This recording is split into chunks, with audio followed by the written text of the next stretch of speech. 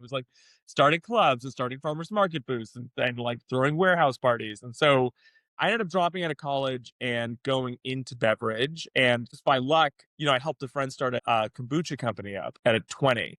And so while I was working on that, it was a cool project. We helped to launch the Whole Foods kombucha bar with them back when that was a thing. It was a good experience. But I also was just kind of trying to figure out, like, well, what in theory is kombucha doing? Like, what in theory is it helping, right? Because there's always this like vague, it helps you with this, but like, why? And so then I ran across the microbiome and I was fascinated by the microbiome. And specifically, there's this thing called the brain gut axis. So the idea is that your microbiome produces all these different metabolites. And one of the big things it produces is neurotransmitters and hormones. And when you look at like the role of neurotransmitters and hormones, I mean, they're extremely influential on who we are and what our mood is. And the light bulb went off for me when I changed my diet. Probably really affected my microbiome and then my consciousness, and that was really inspiring to me. So I kind of just became obsessed with that. And then I left the kombucha company eventually, did some freelance product development. In my mid-20s, I started up another beverage company more focused on the microbiome and fermentation, a non-alcoholic kind of healthy fermentation. And that was also a really good experience. There's 4 years of R&D attached to that because I basically had to like mutate my own culture bank and work with microbiologists and this whole thing.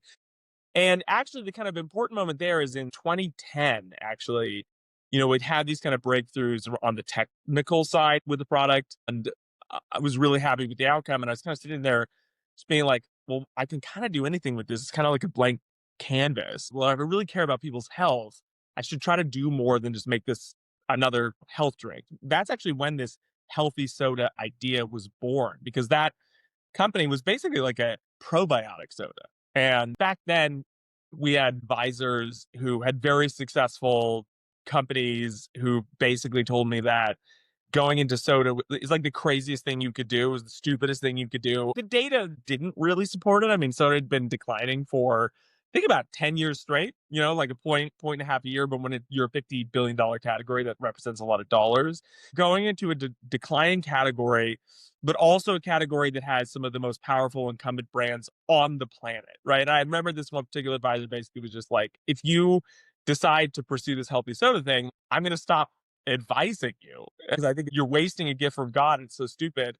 I was like, well, yeah, well, I'm doing it though. And he like hung up the phone on me. We never talked again, which I thought was really funny. That was silly, but I see where he was coming from. So yeah, so I went through that and we built a cool little company, but ultimately we had some partnerships and just very hard to be a startup business. And so we ended up having to exit that in late 2016. We sold it for like just enough money for me to recoup my R&D expenses. And then in 2017, I did some international travel. I went to Japan for a while. I kind of started looking into microbiome literature again. And I saw this pretty big shift away from consumer grade probiotics towards what I kind of call dietary intervention as the best, kind of most sustainable way to positively benefit the microbiome. And of course, a bunch of other aspects of health, including like blood sugar stability.